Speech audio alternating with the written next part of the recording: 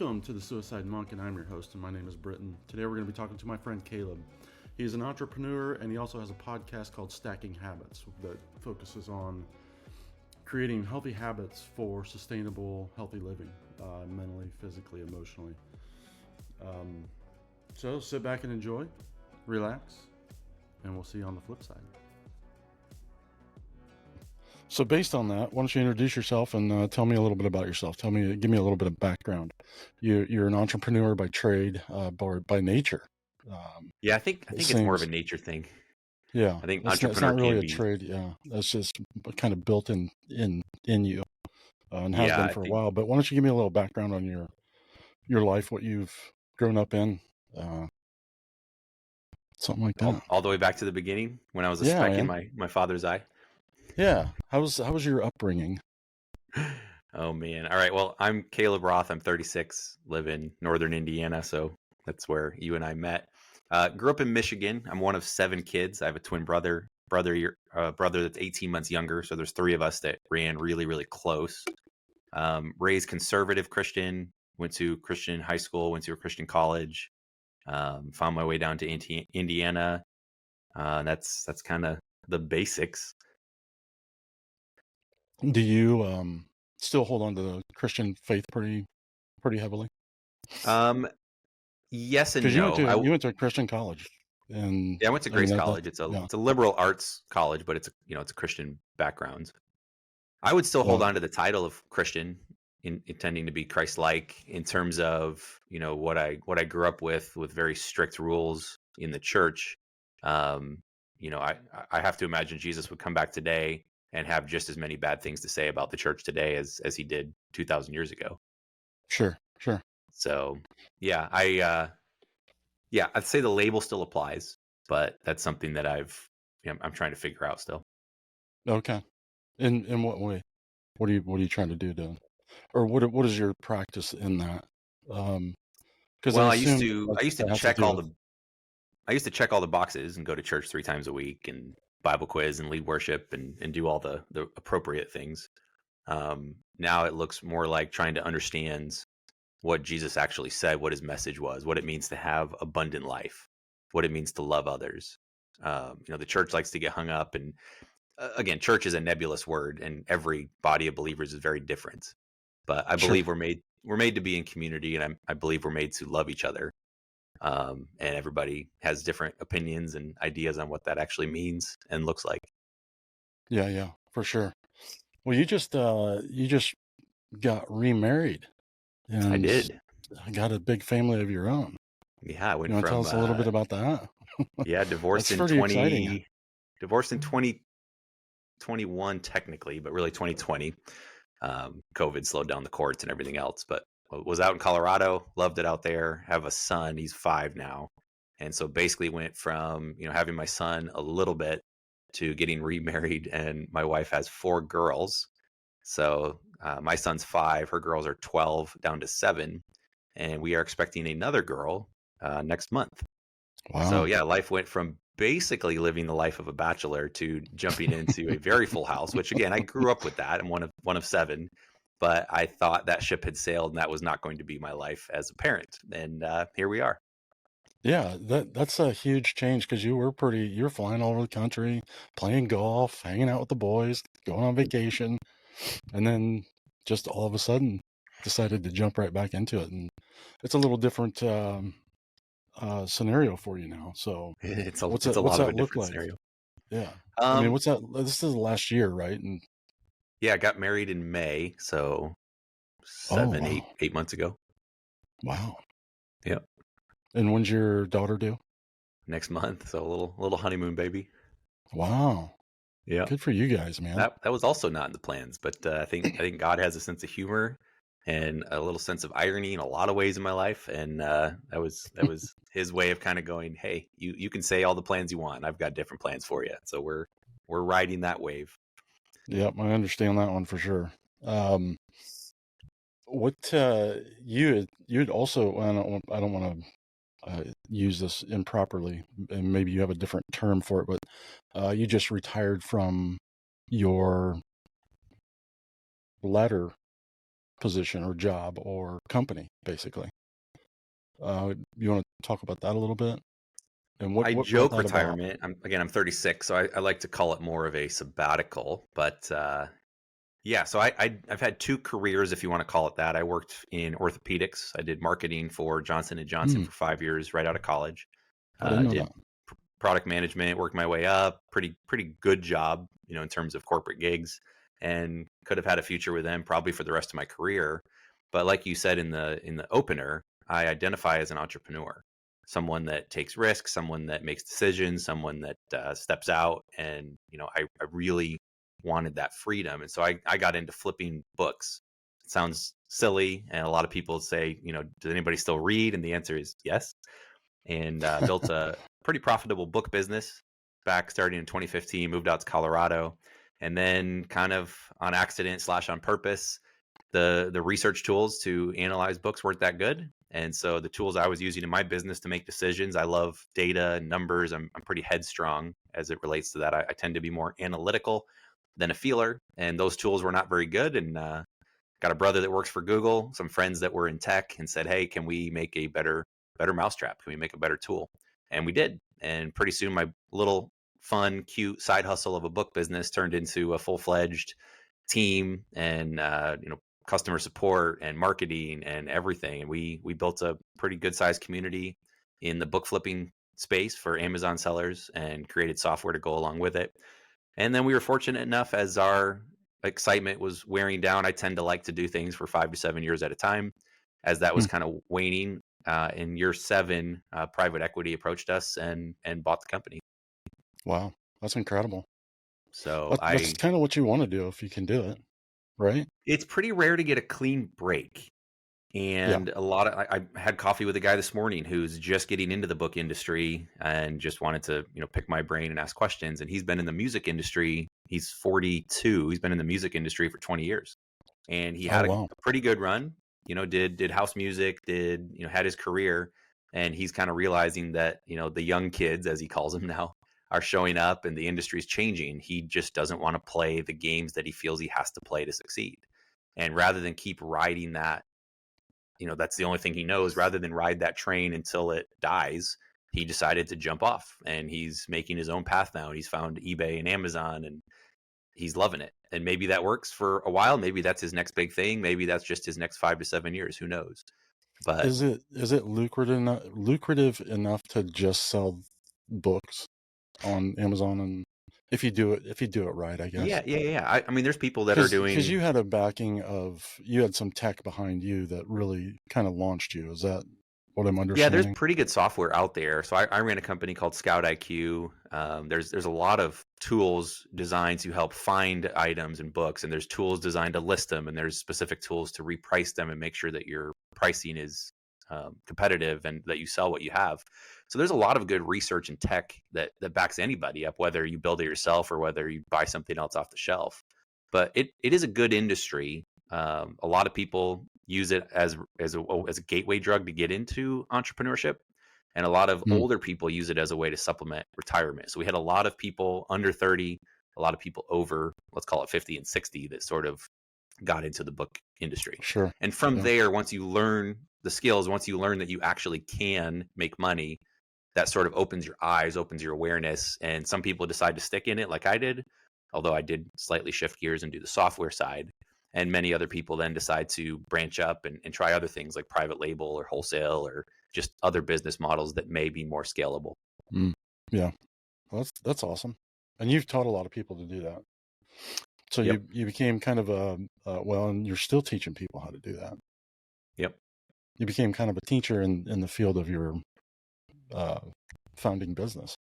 Yeah, and some of it was strategic, some of it was accidental. The teaching, if you end up teaching something, you have to have a really solid understanding of it. And even the process of creating the material or talking off the cuff and trying to explain something does something where it helps cement those ideas in your own head. Mm, Just like the yeah, process of writing or journaling helps you be a little more concrete in your thoughts and sort of internalize that. The same thing happens when you teach. So I started a blog and shared some YouTube content. I never wanted to mm, put my face out there. So I started with the blog. It was sort of a faceless way just to share information. And primarily, the idea of being an entrepreneur is somewhat, it can be lonely because people don't get it. You don't have the water cooler talk at the office. You don't have tons of people in a cubicle that you can go grab coffee or lunch with. It's pretty much Right. just you. And so I built the blog as a way to connect with other people.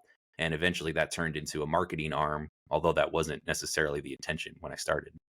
That's a good idea, actually. Because I understand that from, doing carpentry all my, for the last 30 years, that I was very secluded on jobs for months at a time. Yep. So there's not a lot of, you can't bounce anything off of anybody. You have nobody to really understand what you're doing. So it's very difficult. A lot of times you become very strong on your own You at do. And there, times. there is a benefit, especially for you, being in Indiana, or you were, and if you can network with a craftsman or craftswoman in a different Hmm. state, technically you're not competing with each other. You're not going after the Right. same customers. And so what you can learn about how to run a business and what's an appropriate price to charge and what's the next, cuts that you can make or miters you can make or whatever your terms are, the more you can connect with other people, the better you all get. And that was one of the unique things is we are all in different areas. Certainly there was other booksellers in the Fort Wayne area, but we networked in our community with people all over the country. And so technically we're all selling on Amazon. So maybe we're selling the same books, but we never really viewed it as competition. We viewed it as I can help you, you can help me. And together the collective we becomes smarter and more efficient and just more creative in what we're doing. Wow. That's incredible. It's hard to collaborate with people in the same field. They get very competitive. It is in Even some like, fields. So orthopedics yeah. was, and there were three Okay. companies here in Warsaw. Now there's two because two of them, one acquired the other. But there tends to be a lot of competition and not as much camaraderie. And in the book space, for whatever reason, I think we all just understood that we're somewhat alone. Most people don't get what we do, and we all, at the end of the day, we identify as entrepreneurs. And so there was actually a really strong support, and that always surprised me. People would want to help each other, even if it technically meant there might be less, meat on the table at the end of the day if I'm helping my competitor. But the reality was, we often talk about it in a team setting where 1+1 is more than two. And I think the same thing is true when you compete with other people. It forces you to be stronger, and we Mm. definitely saw that across our industry. Yeah, that's neat. That's incredible. So when did you semi-retire? So I sold it in December of 2022, so about 13, 14 months ago. Okay. And I was supposed to stick around for 3 months as part of the buyout, but that process was one phone call of, "Hey, we downloaded your app. I think we got it figured out. It's pretty straightforward, and I don't think we're going to need you." So really, that 3 months was nothing at all. I think I had a few calls, a couple emails, and they basically decided to run with it on their own, which that's their Wow. prerogative, and they did it. So I forced myself to take 3 months as a minimum. At a minimum, I didn't want to jump back in because books for me was a side hustle. It was a way to get freedom and quit my day job. And that started as that's the only thing I knew really because I'd done that in high school a little. So I had some experience and I knew I could build that up. Whether that would turn into 30 grand a year, 300 grand, I had no idea. But I knew I could start that. And that turned into 7 years. So what I wanted to be Yep. careful of was just barely dipping my toe into the next thing, and that might turn into the next 7 years without being intentional about that path. So I Mm. forced myself to take 3 months, reflect. I wouldn't say I was burnout, but there was some elements of that where I wanted to sit back and kind of analyze and think about what I'd accomplished, what I could have done better, and talk to a lot of people and read a lot of books. And that turned into 6 month. Now it's been a little over a year. And I do have another podcast. So we had one in the book space. We have another one now called Stacking Habits. It's really just a way for me and two of my co-founders to get back in the game and talk about self-improvement, bettering yourself, habits. We all are fascinated by business, so that's going to be our language, but we're trying to cast a little bit wider of a net to see what we can do with it. So that's Sure. that's a passion play. That's not really a business right now. Maybe down the road that turns into a community or software or something else. But that's just a way to stay a little busy and connected and have an excuse to talk to cool And if people. if people want to listen to you, where can they find you? Stackinghabits.com. Okay. And then you're on Spotify and YouTube.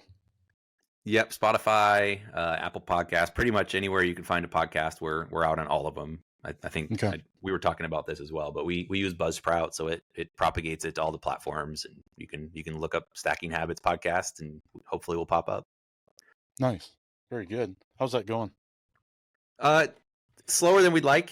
I think we're 14 episodes in. I think most podcasts quit, between 3 and 6 episodes. So we've already done that. We're doing a weekly podcast. We haven't missed a week yet. So I like the consistency. And our goal is to put the reps Good. in, put the iterations in, and see what it turns into. I think we were swapping numbers a couple weeks back when we were grabbing beers, but we're a little over 100 views an episode, which is not very high compared to what we've done in the past with our other communities. But it also, I think, is enough to be in the top like 30% of podcasts. So you Yeah. could take it with Yep. a grain of salt. And I know you said you've been starting to grow on YouTube right now too, huh? To say the least. Yeah. Yeah, Yeah. It was 1,000 subscribers yesterday. So that's awesome. yeah, it's pretty incredible. Like I never expected. So I don't even know what to do with it. I can't even register in my mind. Keep Like, going. yeah, well, you were just saying, and I was going to kind of elaborate on that. I have this saying, well, it's not my saying, but it's a note that I have. It's one of my several notes here, but it's show up and do the work, and then Yep. rest in faith. So Hmm. do all the work, do everything that, as far as my passion takes me for that day, and then just rest in the fact that I did it. And I don't have to worry about any of the outcomes. So it takes a lot of pressure off. Yeah, there's a fine line. We had this in the church growing up too, where you just want to trust God. And so a lot of times you throw up your hands and say, well, it's out of my control. I'm going to just trust. And Right. there is value in that. Sometimes that's a cop out answer when Mhm. there's things I don't like saying should, but there's things you could do and want to do to grow whatever you're doing. And you decide, I'm going to just trust God. And that's your code word for I'm going to be lazy and see what happens. But there's also the other side of it. You can't control the end users and the demand. So I like to say demand is undefeated. So if there's an audience for the content you're putting out and 1,000 subscribers in one day indicates that yes, there is, then you follow that. And so there's Right. a balance. You want to follow your heart and put things out that matter to you, but you also have to listen to your audience. And at the end of the day, if our podcast never really takes off, then we'll take that as, what, our message doesn't really have a space and there's not a need for it, and that's okay. And we'll either shift or tweak or tinker or just try something different. So I Sure. like that approach because you can control your work. You can control if you show up and put the content, Yeah. generate the content and post it. After that, it is sort of out of your hands. It's in the hands of the algorithm gods. Yeah. Yeah. And it's really like I kind of say that I'm in disbelief with the amount of numbers. Like I can't. Not many things have happened that are good to me in my life, so it's really hard for me to wrap my head around the fact that somebody wants to listen to my raspy old voice on It's or a look pretty at my smooth face. voice. It's Yeah, a pretty thanks, smooth man. voice. We talked about this. You do put out good content. I think the quality and the intention is there, and that really does matter. Well, yeah, and it'll improve over time, and as I get more acclimated to this, questions will become more natural, and Yeah. interviews will be a little better. What's your cadence right now? Are you doing one a week? Oh yeah, one a week. Man, Okay. I tell you what, this is a full-time freaking job. Just It can be.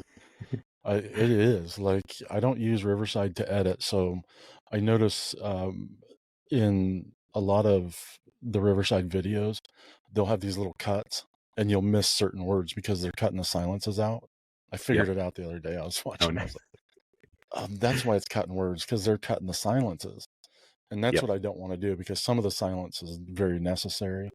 Like one of my podcasts, I left in the silence, those pauses, because they were thought processes for people. She was explaining being a clinician and psychologist. So I was just like, I want some of that silence, not all of it, and I can cut a little bit out, but I want to be in control of that. So that's why I Yep. haven't used Riverside for that. Well, and those are the things too. I'm always a big believer in getting started. That's usually the hardest Yes. part because you can sit there Yep. and go, man, the audio is not perfect and my camera angle is not perfect and I could get better sounding audio. And certainly those things matter, but if you tweak something, you might get 5% better listen rate. And if you do that when you have 100 listeners, you might add 5. But if you do it when you have 1 million listeners, Now you had 50,000. Right. So the tweaks are important, and you do want to fine tune your craft, but don't let that get in the way of simply going and doing and seeing if you have some sort of resonance out there. No, absolutely. Like my first episode, I talked to her yesterday. I was like, "Oh, I'd like to interview you again because we didn't touch on the main subject, and that was suicide. And there's very few people that are suicidal that really want to talk about it. They do Hmm. want to talk about it, but getting them to talk about it is a different story because they're generally in a dark place." Yep. And I was like, we can go back and do the content again and make it more relevant and make this conversation, because she's getting, she's 1,500 views, maybe 1,800, something like that.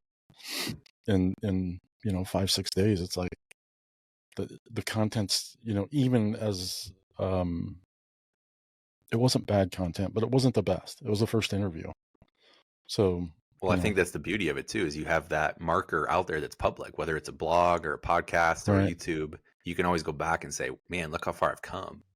Yeah. Because you can Yeah. always beat yourself up and say, I can do better. And of course you can, but it is nice to have those natural markers to look back and go, man, I was such an idiot when I started. I had no clue.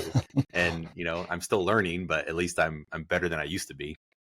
Right. Right. So, as far as direction you with your podcast, what are you guys thinking coming forward or going forward? So we've tried not to do the traditional thing. Right now there's three co-hosts, which is a bit of an oddity. Some podcasts have Mhm. done pretty well with two. I know All In has three or four, maybe. And so the benefit with that is we can do internal episodes, meaning just three co-hosts. So that's something that's pretty unique and allows us to share our curiosities and our stories. So that's something we're pursuing. We do bring a lot of guests in, and what we're trying to avoid is bringing a guest in where they go on autopilot, where you ask the basic questions. Tell us about. Typically, this is the typical flow of a business podcast. Tell Right. us what you're doing, why you're successful. Tell us the hard part about getting started. What did you struggle with? What's the moment when everything changed? So you kind of ask the normal questions that people hear. And, that guy that comes on a podcast or gal is going to have the same story that they would have given on two or three or four other, podcasts. So nothing really stands out. It's just kind of an average Me Too effort. What we're trying to do is a little bit different. We're trying to center around a certain habit that they have and really dig into that specific habit and what were the intentions behind it? What were they trying to change in their life? How are they putting that into practice? So what are the practical natures of it? And then what kind of impact is that having for them and their family or the world or their business or their community or whatever that is? So it's intention and then impact. So that's kind of what we've started with. And I think the flow's been good. But one thing, we want to do more internal episodes and let people get to know us a little more and provide more color to who we are. And then I think we're going to start doing more series. So we might do a series on relational habits, and that Mm. might be 8 episodes. And the other piece, I think we talked about it when we sat down too, is the more reps you can do, the more iterations, the better the product gets. And right now, Right. if we do one a week, that's 52 cracks in 1 year. That's it. So we're deciding that we probably are going to do 2 a week. One will be a little bit longer form, like an hour long podcast. One will be shorter form, 20 to 25 minutes. The goal is some people don't want to give us an hour of their time, and I totally respect that. So we want to make something a little more dense, a little more compact, and just test that. And if people respond great, then we'll do more of that. And if they don't, then we'll go back to the old format. But we're still Yeah. trying to find that product market fit where we get 1,000 people listening in a day, and that to us says, hey, you're onto something. And so Right. we're Right. still searching for that. Well, and now I'm in the process of shortening mine because Okay. some of mine are up 3 hours long.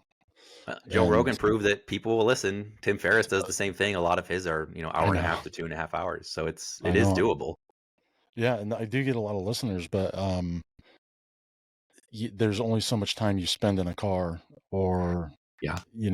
people, there's that short window of time that people really listen to the podcast. So I don't want to say pack as much information, but give as much relevant information as possible within the short amount of time.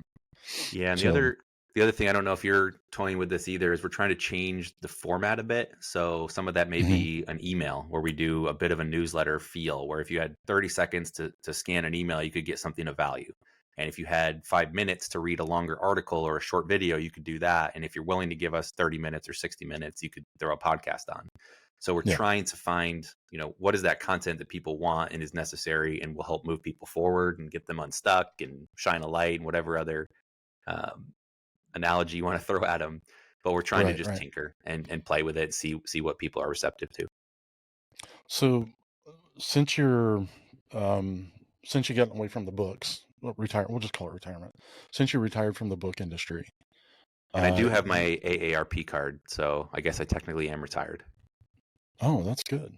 You So do you can, get so you discounts? can. Actually, I didn't realize this. It's just an organization. You don't have to be 65 or 59 or be retired. You can simply sign up and you get hotel discounts and car discounts and all kinds of good stuff. So, pro tip: Yep. get your ARP card. I think is what they call it, not AARP anymore. But get the card. It's Yeah. $12 a year or something silly, and it opens a lot of discounts. But people do look at you funny when you don't have gray hair and you're using the card. Well, that's fair. I think I'm getting more gray actually. Yeah, you could definitely pull it off, Britton. Yeah, I look like an old man, but I forgot what I was asking you. You were asking since I'm not doing books and I'm retired. Oh, yeah, yeah. Did that affect you, like walking away from that or selling that, retiring? Did that affect you emotionally in any way? How did that affect you? And has that changed in a positive direction for you? It does. So I'm a people pleaser by nature, and so selling that and backing out of the community, there is some emotional toll in terms of people say, hey, you're just chasing the bag, or you didn't really care about us and you just took the easy out, or whatever that may be. So we were very connected in the community. It's one of our superpowers. There were other companies that had very similar tools, very similar apps. If you downloaded them side by side, they look very similar. And I like to think we innovated and they copied, but the reality is it goes both ways. Mostly they copied, but that's my perception. So we were very community driven, and I have a lot of close friends. When we sold the company, we went and had 25 of our partners and Wow. large customers and affiliates and vendors and people that we just respected, that we brought and did a big party, and that felt like closing a chapter. And there was a lot Wow. of beauty in that to celebrate that accomplishment and let people kind of enjoy that. The other big emotional thing that changes, and our mutual friend Tyler, we've sat down a few times and talked about this. It's really fun to play offense when you're growing a business, when you're growing something, and next month looks brighter and more hopeful than this month, and next year looks more hopeful. There's a certain joy in the challenge and the struggle of growth. And the minute you sell and you take all that money up front, you switch from playing offense to playing defense, and all of a sudden you're going, I need to make sure that I don't lose this money. And you go into protection mode instead of trying Mm, to grow, because everything changed overnight. And so that yep. does something to you psychologically. And, last year was the first year I think I spent more money than I made, because I had some passive income. I had some interest income. I had, some Airbnbs or whatever. But I got married. We went on a crazy honeymoon. We bought a bunch of furniture. We bought a riding lawnmower. And so it was, even though I have a good bag in the bank, if you want to call it that, my income last year was lower than my expenses. And so that psychologically does something to you as well, where I've never had that before. And that just changes your relationship to work, to money, to everything. So it Sure. was a year of stepping back in a lot of ways, which was good. And then the question is, when's the right time to look for the gas pedal again? Well, yeah. And then what does that gas pedal look like? I mean, is it the Well, hopefully it's on podcast the or is right it side some, of the floorboard. I don't right? think it's moved, but Well, it could. I mean, what does that look like? Is that another business, or is it the podcast? Is it spending the time and the focus on building the podcast and still creating that relationship with two of your close friends? a lot of it is. The relationships that you have greatly impact the quality of your life. At least they do for me. That's been my experience. And so I want to have meaningful connection with as many people as possible. And that's easier when you're in the same industry or you have a shared passion like business. It's a little bit different. Um, I don't have a day job necessarily. So I can talk about what I did in the past, and that's fine, but at some point that's old news and there's pressure to go create again. So I do want to create again. My wife's actually writing a book. She's almost done with it. She's very close to signing with a publisher, which is all exciting and awesome. And so some of this last season has been watching the kids, 3 days a week so she can go off to the local coffee shop and get her writing in. And so actually in Colorado, when we did our party, I said, let me see your hand. She held out her hand and I kind of gave her I just kind of like reached like this. She goes, what? So this is the baton. It's your turn now. Like I had my go. I sold the company. I'm done right now. It's your turn to sprint and finish your book. And I will step back and help out a little bit. But there's still energy in me. And I'm not going to sit back and not work for the next 20, 30, 40, 50 years, however long I get. So there is desire to get back into it. And it's still trying to figure out what that is. Well, no, that's great that you want to step back and give her the space to do it because she is a good writer. She's a great Um, writer. yeah, I'm. You probably know better than I do, but she is. So I mean, it makes sense for her to do that and not. And she's labored over the last several years, and being a single mom and raising 4 girls and trying to rebuild and Mm-hmm. now being able to have that space to do something that she's really good at. That's incredible, man. That's a beautiful um oh a ribbon on a relationship, Yeah. really. If It's that makes sense. Yeah, it is really good. And it's something that you just wake up every day and go, yep, I'm going to choose to do this. And it's not like I'm falling on my sword or anything, but it's something I'm choosing to say, hey, I care about what you're doing as well. And so I want to shoulder this load. And sometimes it's hard. The thoughts pop into my head. These aren't my kids. Right. They are, but they aren't. So Right. it's hard to know what your role is in that. It's something you're always trying to balance. Well, and you took a pretty serious ownership for that, just based on our conversation at the bar. You took a pretty serious ownership for stepping into their life even as a stepfather, and took it more closer to I'm I'm pretty much full time now. Like, Well, and the way it's set up, they're with their dad every other weekend and Wednesday nights. And so I get 85% of the time, 90, whatever yeah, that is. So I get, let's call it 85% of the time. So I am the father figure. I'm the stepdad, whatever you want to call that. But, I love them. I care about them. I want what's best for them. But you also then try and figure out, how much, what does discipline look like? What does stepping in look mhm. like? What's my role versus what's mom's role? And it's kind of uncharted territory for me. I know a lot of people go through it, and I definitely have a lot more empathy and understanding of what that is now. I didn't come from a broken home. I didn't really have a lot of friends that came from broken homes, and that was not something that I really encountered. And it is something now that it is part of me. So how does that test your patience? Because you walked into a home with 4 girls basically, and girls do take a lot more nurturing than boys, from my experience. Yeah, Raising I 4 don't, kids. my son's younger and I don't get as much time with him. So I don't necessarily have an apples to apples comparison there. I think they're different. Um, girls want different things than guys do, but I don't Sure, know if one's sure. necessarily easier or W- harder. Well, has it Jury's still out been there. has it been more emotional for you to walk in to a house full of girls? Like, For is me, there or just more in general? Is there more emotion than because again, you came from a singlehood to 5 women in your life. yeah, there's a lot more. I guess emotion is just energy in motion, if you want to call Mm, it that. There's definitely a different feel. Um, I came from mostly family of boys, 5 boys, 2 girls, and the 3 of us all together within 18 months were all boys. And so we had the competitive energy and the butting heads. And girls do that almost just as much. They just tend to be more catty about it in some ways, whereas guys are like, let's just throw punches and then we'll hug and we're right. fine. Yep. Hmm. That's interesting. So it hasn't really like you're pretty just an even keeled guy. You just go with it. Decide this is what I'm going to do, and and then just deal with anything that I happens. think I think you just do it. Everybody, I used to be very very analytical and ask people like, how do you know when you find the right person? They always said, oh, you just know. And I was like, well, that's kind of bullshit. How do you actually know? Like, what's the pros and cons, and what's the feeling you get, or what's the thought that you have? And people can't really put it into words typically. There's just something to it where you go, I'm supposed to be here, and you can deny that and say, look, I don't want that, and I'd rather have freedom, and I'd rather have this other thing. Or you can just kind of settle in and go, you know what, I think the most peace I'm going to have in my life is if I listen to this calling or this feeling and say, yep, I am supposed to be here. Yeah, yeah. Yeah, So you feel that. I do. Good. That's good.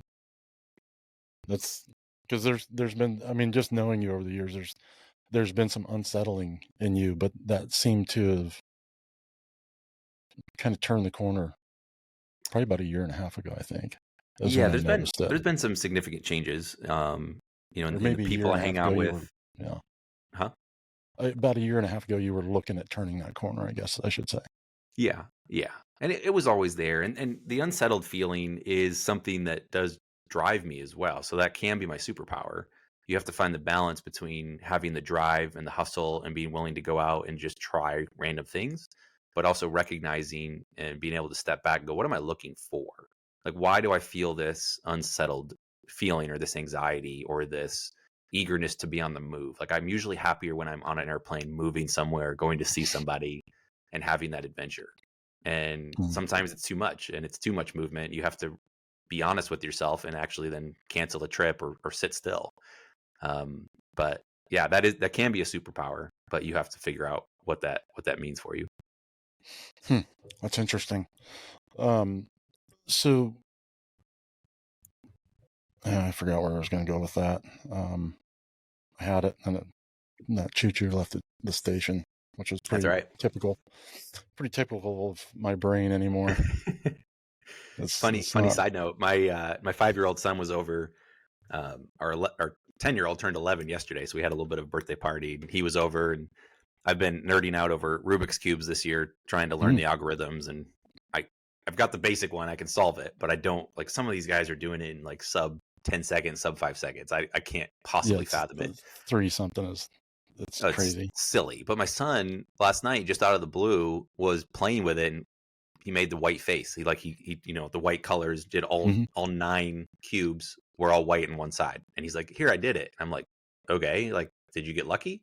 So I scrambled it back up, said, "Do it again," and I watched him, and I saw what he was doing, and I couldn't comprehend the way he saw it, and he put it back together in 90 seconds, just Really? one side. He didn't do the whole thing, Right, right, but he right. did one side, and I'm going, Elliot, how are you doing that? And he goes, I don't know. Ask my brain. He's putting the So puzzle together.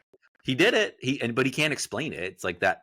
I guess it's called tacit knowledge, where he knows that he did it, but he doesn't know how he knows that he did it. Well, It's like yeah, you can driving a see car. it. You just become Yeah. second nature, and you're like, I don't really Yep. understand all the things that I'm picking up with my eyes and my hands and my feet, but I just do it. And somehow, as a 5-year-old, he can do the first side of a Rubik's cube.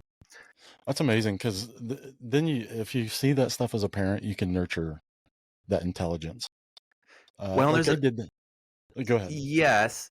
My family's pretty intelligent. What I want to avoid is, especially being one of 7, and I haven't really unpacked all this and gone to proper therapy or whatever else, but your parents are going to fuck you up one way or the other.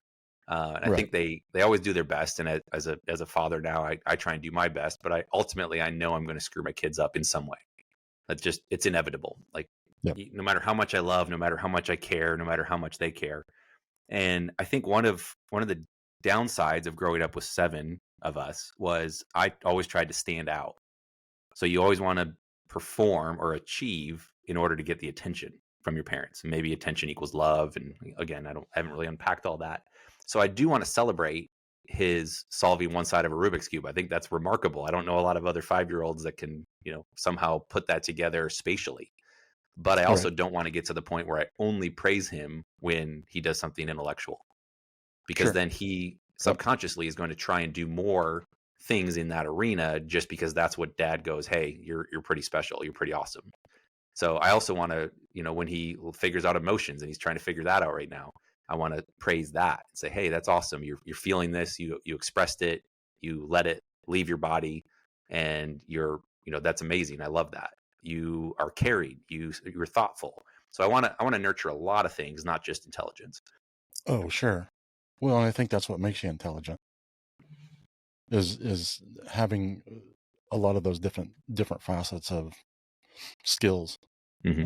throughout life. I mean, that's the intelligence of life is when you can control that, your emotions and your logical ability, and you know, and hopefully you walk in unison with those things and in a balance. That's kind of the beauty of that. Like I walk in an imbalance of my emotions and my logic. So it's a very difficult navigation a Well, lot of times. I think the trick is getting them to fire together. I think for the Yes. first 33 years of my life, I pretty much operated from here up. It was just my noggin, just my brain operating and my thoughts. And now the last 2 years, I've sort of been aware that there's actually more to me below the neckline, and in particular, heart and intuition and a lot of other things that go with it. And the brain's not bad. Like my mind is a superpower for me. And so it's not that I need to chastise it and say that's bad and I need to only operate from my heart. It's not either or, it's a both. And so there's some Right. kind of way to sync them up and connect and, view things logically, but also do things with love. And, I think the more that I can, bounce between those or connect them, or I'm not quite sure what that actually looks like in real life yet, but I know logically and intuitively that if I can pair those up, that good things are going to happen. Yeah, because you tend to think on the more logical side. If I were to guess, that more Yes. analytical side. So Myers-Briggs, I'm a feeler rather than a thinker, but the line is somewhere in between. I'm pretty close to both. Okay. I tend to have a pretty solid gut in terms of knowing where to go, but then I try and back those up with spreadsheets and pro con lists and numbers.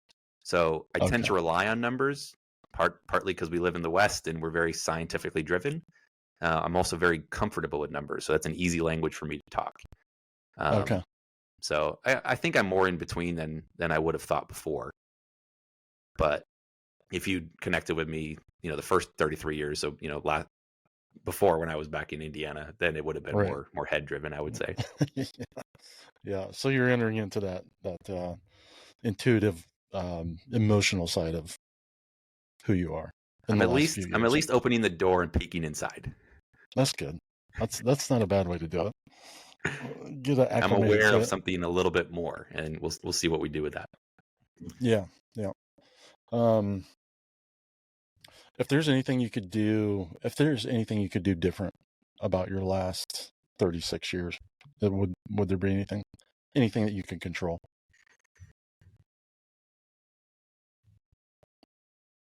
The hard part of those questions are if you change any one variable, it has some sort of a ripple effect.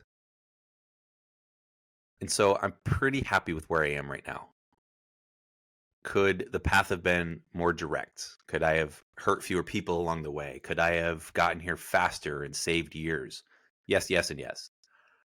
Um, but yeah, I don't have any major things that I go, man, I would change.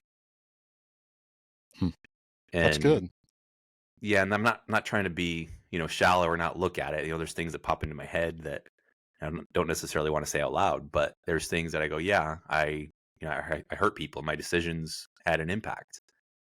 But I also look at that and go, well, all of that was sort of to get me here. And so I don't want to mess around too much with some of those variables because I may have ended up somewhere different. And that could be better, it could be worse, it could just be different. Who knows? Yeah. Well, when somebody asked me that question, and it was an immediate no, even before I had a chance to think about it, like, would I change anything? The answer was immediately no, because I wouldn't be right here, right now, doing what I'm doing Yep. without all the bullshit that I went through, Yep. without all the trauma and the pain and the suffering. I wouldn't be able to sit here and talk about suicide. And I know we haven't, talked about that, but that's what my podcast is about. So it's without all that trauma and me saying screw it and screw what anybody thinks of me anymore, I wouldn't be able to do what I'm doing. And I wouldn't have a voice. Still wouldn't have a voice if I would have changed any of those things, even in the last year. That's crazy. Yeah. You look at all these events and you're like, well, I could have had kids with a different woman. I could have been married to somebody a lot nicer, and blah blah blah. Go down the list. I got a long one, but all those events taught me to be this. All those Yeah. events taught me to be this one special person that gives a shit. Now, it's pretty incredible. So no, I like the answer, and it's not shallow. It's why I think that if you really got to think about that, you're probably not in tune with who you are and Yeah. what you've gone through and why you are where you're at. Again, there's balances. You want to be aware of, we all view the world a certain way, and what we focus on sort of becomes our reality. So you can choose to have a victim mentality and focus on the negative things, and you can kind of see life that way, or you can be gracious and have a sense of gratitude and focus on all the positives. And some people have a lot more of one than the other. So I'm not trying to just be shallow again about mindset and what you focus on, but you know you can't change the past. At least I haven't figured out how to. And Right. so you either take that and learn from it and you become more self-aware, and hopefully there's people that will speak life into you and challenge you and say, hey, you were being an idiot. And you go, wow, I didn't really see it at the time, but you're absolutely right. But then what are you going to do? Beat yourself up over it and never forgive yourself and never move on? You just have to go back and say, all right, where did that come from? What was I after? How do I try to not be that idiot again, and at least learn and improve? So then this will bring me to this question. What do you do to maintain your mental health? And I'll go to your stacking habits on this. This is, I assume that you've implemented things in your life that help with your mental health, physical health, your spiritual health. What are some of those things that you tend to do on a I'll regular steal basis? a page out of one of my business partner, Matthew. I think 2 years ago, his New Year's resolution, he doesn't do like the traditional ones, like I'm going to work out 3 times a week and eat only meat and do whatever. He just had a simple resolution, which I really loved. He said, I want to figure out how to have the perfect day. Sounds Hmm. cheesy, but what he meant was at the end of every day, before his head hits the pillow, he wants to look back on that day and go, was today a good day? How was today? You could give it a rating system. You could just have an objective or subjective measure. It doesn't really matter. The question is, was today good? Do I feel good? Did I live and show up today well? And if the answer is yes, then go, why? Well, I moved my body a little bit. I got a run in, or I went for a swim, or whatever. Okay, cool. Let's just get curious. I wonder if that is part of this. Well, I had a good coffee with the friends, and we got to connect and be vulnerable and accountable. Well, that might play a role. And conversely, at the end of the day, if you go, man, today really wasn't that good. Well, what did I do? Well, I sat on my butt all day and worked all day. I didn't move my body. I didn't really spend time with my family. I didn't really have any meaningful conversations, but I got a lot of work done. But I don't really feel good about that. And Hmm. so I love that Yeah. mentality where you start then figuring out what are those levers you can pull? What are those habits you can apply? So for me, I'm not extremely regimented. Things I've tried to tinker with or experiment with over the last year or so, I gave up caffeine for 2 different periods of a week at a time just to see what my body would be like without it. And it's hard because you get massive headaches, and you realize I'm pretty dependent on this psychoactive substance. Yeah. And so it's asking those questions. And a big thing for me was I drank a lot. Actually, we had a podcast called Books and Bourbon because it was our excuse to drink bourbon. So I've got a bottle of bourbon up here because we kind of did a reminiscing show of that. But I started tracking my sleep. I was using Whoop. I've got a Garmin now, but I was tracking my sleep and also just paying attention, not just looking at the numbers and going, wow, my sleep sucked, but actually going, man, every time I drink, even just a little bit, I wake up the next morning, I didn't sleep as well, I have a little bit of brain fog, and I'm not my best self. And Right. so I start to look at that and go, all right, so what is my relationship with alcohol? What is my relationship with caffeine? What is my relationship to working out? And I'm not a big, for me anyway, I'm never drinking again. That doesn't really tend to serve me well. And I also don't know that I need to do that. So right now I'm going to drink occasionally. And what that means is like literally twice a month now, mostly socially. But even then, most of the time, if my buddies have something, I'm not drinking. Hmm. And I'm just doing that because future Caleb or tomorrow Caleb is going to be happier if today Caleb didn't do that. Fair. So there's a lot of those things where you just get curious with yourself and say, hey, are these habits that I'm accumulating and becoming routine and on autopilot, are they serving me? And if they're not, then you have to have the courage to say, you know what? I guess I don't really need that bourbon every single night or that glass of wine every single night. Yeah. That's interesting. I was listening to Huberman Labs. I think that's Hmm. what it's called. Yep. He was talking about this very thing, alcohol, and some people they are the Don Drapers and they can drink get drunk and wake up the next day at 5 a.m. and ready to go, crisp as clean as can be. But then there's guys that will have one drink and they're foggy the next day. Yep. And he was even saying that, to be considered like non-alcoholic, and I don't want to misquote what he said, but that's kind of the way I understood it. You're down to about 2 drinks a month. And that's what you should really think about consuming if you want to be healthy in your mind and your body and your physicality. And like, alcohol is not good for you, basically, is what he's saying, period. Even though it Well, when feels you actually good. look at it, like alcohol is a toxin, Yeah. and there's a lot of social benefits, and it's cool to have as a celebration and whatever. But there's been a big movement in society actually away from alcohol. Most restaurants have mocktails now, and Mm. there's less peer pressure to drink than I think there ever has been. And I think we're starting to see some of those signs as a society as it relates to caffeine. And so I'm excited about those trends. And I'm if it works for you, great. I love coffee, and I'm going to drink coffee because I enjoy it. It's a nice ritual. It's something I do. It's something I look forward to. But I also want to just challenge those relationships and say, do I need to have this every single day to avoid headaches? And if that's muting you and masking you, I know depression medicine does that too. A lot of things, painkillers, a lot of these things that we do just mute who we are and how we feel. Yeah. And so, some people need that. I'm not criticizing, but I think anywhere you can, it's just an interesting question to say, what is my relationship with fill in the blank look like? No, I think that's a great question. I think that's a fantastic question. For me, it was an all or nothing. I can't do this anymore, so I'm going to go kill myself, and I'm going to walk towards death because I can't be this anymore. And Yep. then, my limited thought process and that's shrouded in darkness can't see that maybe I just start picking it apart and start peeling away the things that I don't like.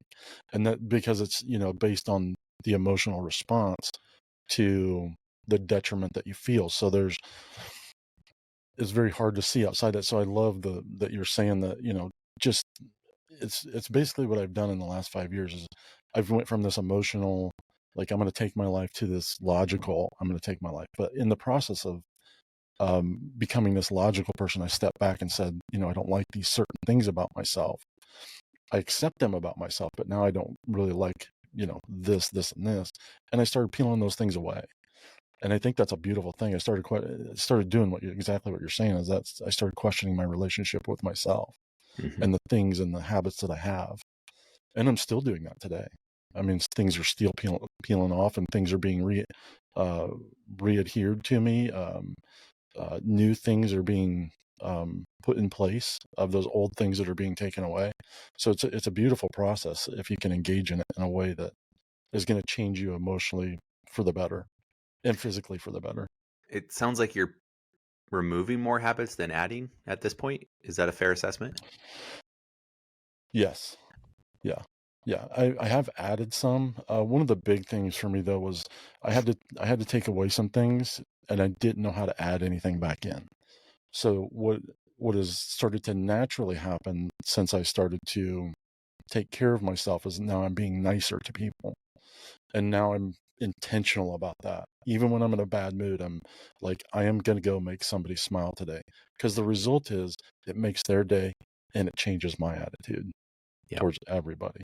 So, it's kind of that fake it till you make it. Man, I'll take that placebo every day, Yeah. every day, of being a positive presence in somebody's life to make that a positive presence in my own life. I'm kind of becoming addicted to that. It makes me feel unbelievable when I can just have a conversation with a stranger with no expectation, and it be a good, solid conversation. And then there's smiles and greetings, as we part. So it's beautiful in a lot of ways. Yeah. So that's I think that's been my biggest change in even the last 3 months. Yeah. It's beautiful. Yeah. So you got anything else you want to add? Anything for? I mean, you know me. You got anything for guys like me that you would? I know it's not your field of expertise, or But that's why I think habits are important, and especially what you just said is, deciding what those relationships look like in your life. I think one thing that comes to mind for me is there's this concept of walking a mile in someone else's shoes or understanding what they're going through. And a lot of times you can't until you actually are there. And so, for example, my 12-year-old is has a lot of negative thoughts and is probably being influenced by friends. And there's a lot of struggles on a 12-year-old in today's society with social Hmm. media and everything else. I don't understand all the pressures. I didn't have those exact same ones when I was 12. And there's maybe some neurodivergency and things where her brain probably is different than the average, and I would guess mine is as well. And so some things where she kind of checks out and panics and her anxiety shows up and she kind of just checks out of a situation, throws her hands up and refuses to go to the therapist or to church or to, family events. And at first, logical Caleb pops in and says, "Hey, you just like stop being a kid and or be a kid and just follow along, right? And stop making havoc and creating havoc." Without getting curious and going, "Hey, what is it about the situation that's making you check out? What is going on in your heart, mind, body, soul? Like what is going on?" Rather than me just assuming that I know what's happening because I'm an adult, she's a kid. And where this actually showed up is last week. I tend to be on the move all the time. And for some reason, I got overstimulated. I don't know what it was. I don't know if it was road noise and I was running errands and picking up a trailer and backing a trailer, which was not a very comfortable exercise for me. I've not really ever done that.